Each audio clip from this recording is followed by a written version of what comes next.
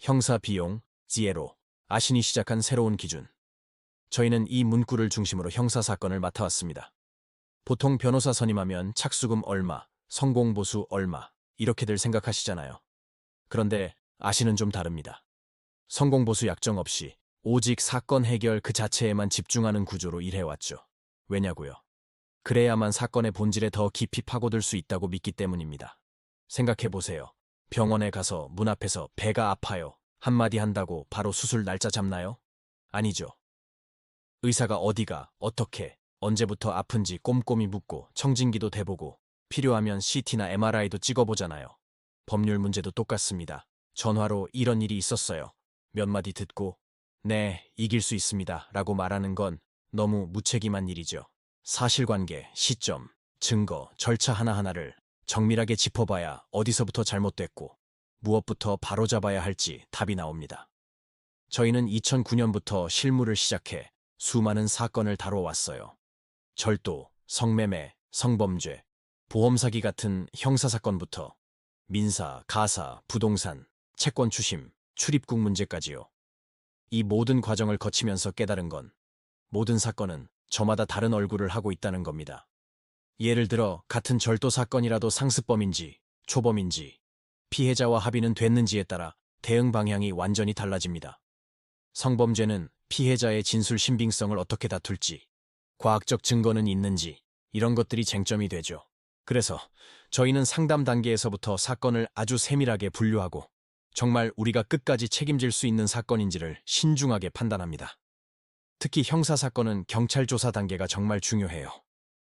첫 단추를 잘못 끼우면 나중에 재판 가서 바로잡기가 너무 힘듭니다. 그래서 저희는 선임 계약을 하면 경찰 조사부터 재판까지 변호사가 처음부터 끝까지 직접 참여해서 책임집니다. 내일 당장 조사가 잡힌다. 내일 바로 재판이 열린다는 생각으로 항상 모든 준비를 마쳐놓죠. 그래야 어떤 돌발 상황이 생겨도 흔들리지 않고 의뢰인을 지킬 수 있으니까요. 민사사건은 좀 더 현실적인 접근이 필요합니다. 판결문에서 이기는 것도 중요하지만 더 중요한 건 실제로 돈을 받아내는 거죠. 그래서 저희는 소송을 시작하기 전부터 채무자의 재산을 파악하는 재산조사나 채권 추심, 강제 집행까지 전부 고려해서 사건을 설계합니다. 이길 수는 있지만 돈 받을 가능성이 없다면 그건 의뢰인에게 시간과 비용만 낭비하게 하는 일이니까요. 부동산 분쟁이나 요즘 문제되는 전세 사기 사건도 마찬가지입니다. 제가 공인중개사 자격도 가지고 있어서 법률적인 부분뿐만 아니라 계약서의 구조적인 문제나 등기부등본 같은 권리관계를 함께 분석해서 가장 현실적인 해결책을 찾으려고 노력합니다. 가사 사건은 감정 싸움으로 번지기 쉬워요. 이혼, 재산 분할, 양육권 문제 같은 것들이요. 하지만 당장의 감정만 앞서다 보면 나중에 더 큰 분쟁이 생길 수 있습니다.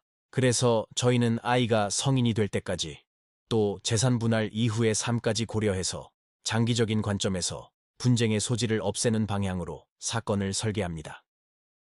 성년 후견처럼 한 사람의 인생을 오랫동안 책임져야 하는 문제도 마찬가지고요.